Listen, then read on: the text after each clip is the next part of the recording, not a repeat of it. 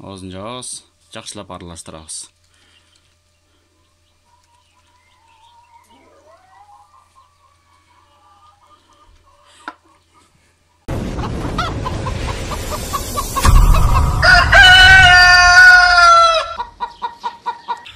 Assalamu alaikum, урматтуу бир туугандар, урматтуу тоок сүйүүчүлөр. Кыргыз элинде дейбизби же бизде кыскасы тоокторго вакцинация кылуу таптакыр бир маани берилбеген маселелердин бири болчу. Бирок убакыттын өтүшү менен замандын талабы болуп келе жатабы. Кыскасы акыркы жылдарда, акыркы убакыттарда тоокторго вакцинация кылуу бир актуалдуу маселелердин бири болуп келе жатат десек болот. Себеби бир чети карап турсаң, эми бул тооктор үчүн бир топ акча короткондон кийин убакыт коротуп, мээнет кылып, анча-мынча көзүңө көрүнүп калгандан кийин булардын деле кырылып калуусун каалабайт экенсиң. Бирок тоок болсо ушундай бир макулук экен. Эгер бирөө бир жугуштуу оору менен ооруп кала турган болсо, баардыгына тез аранын ичинде жугат жана баардыгы кырылып калуусу дагы толук мүмкүн экен. Андыктан кыргызда бир жакшы сөз бар: сактыкта кордук жок деп. Тактап айтканда, ооруп жаткан тоокту болсун же болбосо деги эле ооруну айыктыргандан көрө аны алдын алган эң жакшы иштердин бири болуп эсептелинет. Андыктан тоокторго вакцинация кылуу, алдын ала кылып коюу жакшы. Эми кыргыздар айтмакчы, алтын эрежелерди санап өтөм. Биринчиси, тоок ооруп жаткан болбошу керек. Көңүлү ток, курсагы ток, ден соолугу чың болуп турган тоокторго гана берилет. Эгер ооруп жаткан тоок болсо, вакцинация кылсаңыз, ошондон ары бир жотоло түбөлүктүү дүйнөгө узатып жиберишиңиз мүмкүн. Андыктан ушул нерседе сак болуңуз. Экинчи эреже. Тооктор вакцинация алганга чейин жана кийин дагы жок дегенде 2-3 күнгө чейин эч кандай антибиотик дарыларды албашы керек. Бул дагы оорусун күчөтүп, биротоло аарыны карай узатып жибериши мүмкүн. Кийинкиси, вакцинация кылаардан мурда суусун алып салабыз. Жемин деле алып салсак жакшы болот. Вакцинация кылынгандан кийин эң кеминде 1,5-2 саатка чейин эч кандай суу дагы, жем дагы берилбей турганы жакшы. Вакцинация өзү 7 күндүн ичинде толук күчүнө кирет.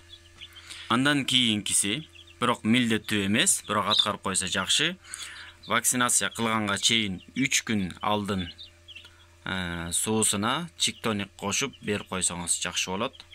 Кийин укол же болбосо ошо вакцинация берилгенден кийин 3 күнгө чейин дагы чиктоник берип койсоңуз, бул дагы өтө жакшы болот. Тезирээк өзүнө келип, ошол вакцинацияны, дарыны жеңил өткөрүп алуусуна жардамчы болот. Эң негизги маселелер же болбосо карала турган шарттар ушул десек болот. Андан кийинки дагы бир калып калган маселе бар экен. Эң кичине жашы 14 күндөн кем болбошу керек. 14 күндөн кийинки жүжө, тоок дебей баардыгына бирдей бере берсеңиз болот. Ошол. Эми урматтуу бир туугандар, эң негизги маселе кайсыл вакцинаны тоокторго беребиз? Вакцина дегенде, вакцинанын дагы түрлөрү бар. Ашка дегени бар, мисалы, көкүрөгүнө сайылаткен тооктордун. Мен аны кылып көрө элекмин. Тактап айтканда, орусча айтканда, ар бир эле адамдын духу жете бербейт укол сайганга. Ошондуктан мен сиздерге өзүм үчүн дагы, сиздер үчүн дагы жеңил болгон бир жолду көргөзөйүн деп чечтим. Ал бул Ласота деген дары. Мынакей. Ласота. Ушинтип жазсаңыздар, YouTube'га кирсеңиздер, Google'га кирсеңиздер, баардык жалпы кандай маалымат керек болгон болсо, ошонун баардыгын таап аласыздар деген ойдомун. Муну берүүнүн жолу оңой эле. Эмне керек делет? 10 миллиграммдык шприц керек. Момундай пенсилиндики же болбосо неменики. Кыскасы бул дагы 10 миллиграммдык пипетка болду. Ушул нерселер керек болот. Ал үчүн мунун башын акырын сындырабыз. Сындырсаңыздар сынат.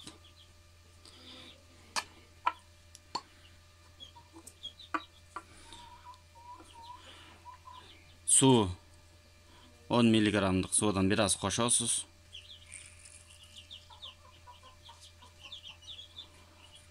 Калганын бул жака куюп койсоңуз да болот.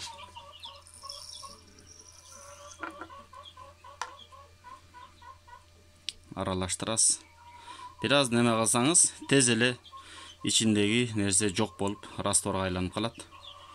Кайра аны сордуруп аласыз. Же болбосо ушунун ичинен эле акырын сордуруп алып, кайра бияка үйүлөп, сордуруп алып, ушинтип аралаштырып алсаңыз деле болот. Oldu, буга толтурасыз.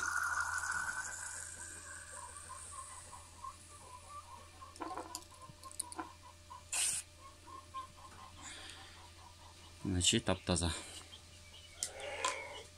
Оозун жабабыз, жакшылап аралаштырабыз.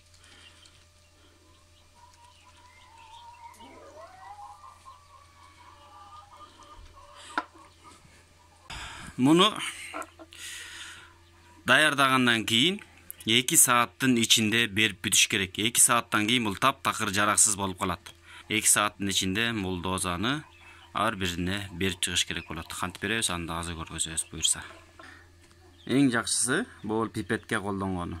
Бул пипетка аптекада 10 сомдон сатылат. Алып келесиздер. Шприц менен бергендер дагы бар, бирок бул пипетка эң жакшы курал десек болот. Кейбирлери бар, көзүнө тамызат экен.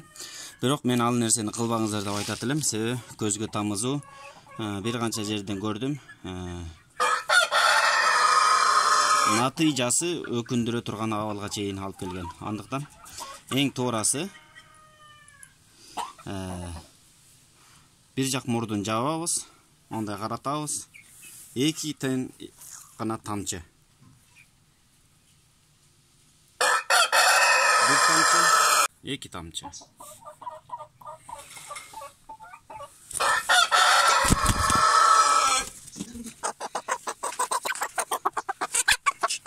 Кармайбыз. 1 тамчы, 2 тамчы болду. Ушул гана жетиштүү.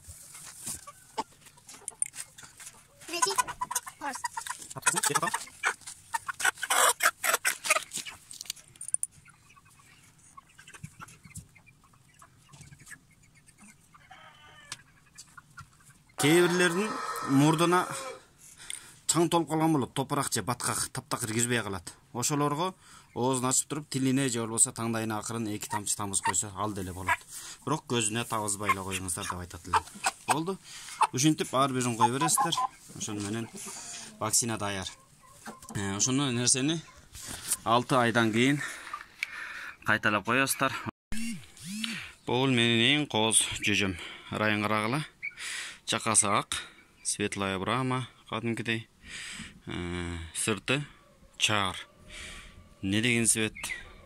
Ушунусуна кызыгып аябай багып жүрөм. Кандай тоок болот экен деп. Бирок тоого окшойт, сыягы корооз эмес.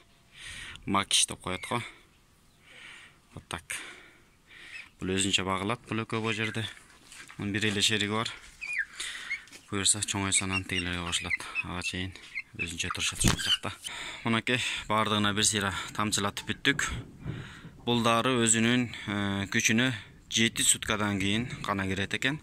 7 күндөн кийин буюрса эми оорубасын негизи, бирок ооруп кала турган болсо туруштук берүүсүнө чоң эле жардам берет деген тилектебиз. Ошол урматтуу угуртугандар, бир аз да болсо сиздерге пайдалуу маалымат болду деген ойдобуз.